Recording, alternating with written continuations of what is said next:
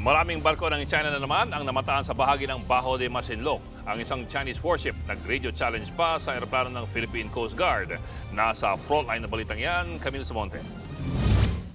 Clearing aircraft. This is Chinese naval warship 553. They are approaching the territorial airspace of People's Republic of China.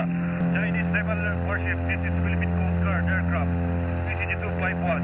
You're advised that you are currently sailing within the Philippine Exclusive Economic Zone.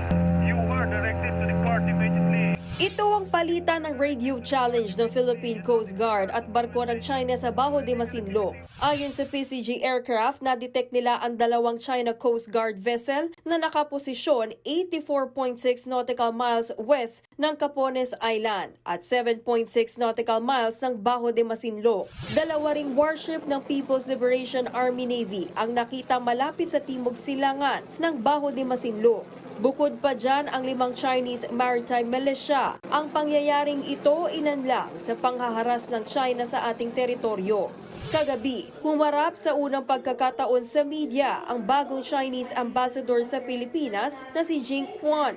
Batid daw niya mga pagkakaiba at hindi pagkakaintindihan ng dalawang bansa, lalo na pagdating sa issue sa South China Sea. Pero naniniwala siyang pwede itong maayos.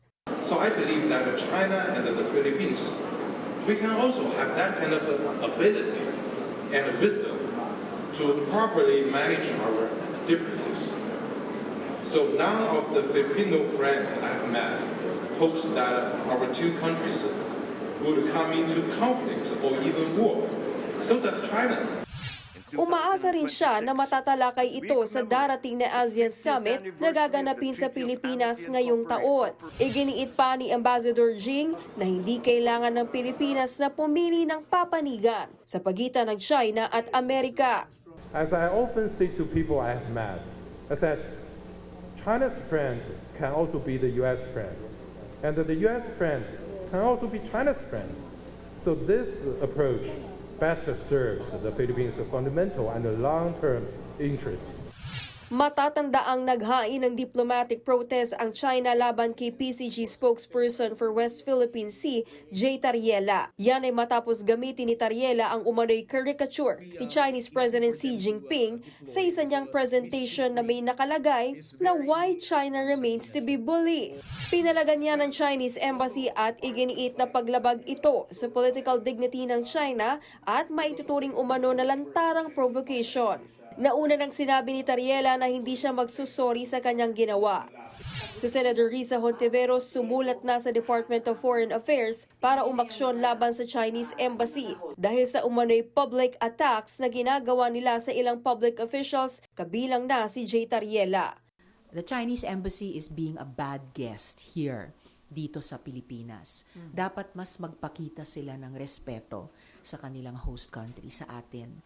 Yung mga recent na actuations nila laban kay Commodore Tariela at iba pang mga Philippine officials na tumitindig lamang ng tama. Nanindigan ang DFA na ipaglalaban ang ating karapatan alinsunod sa arbitral ruling. Nagbabalita mula sa Frontline, Camille Samonte, News 5.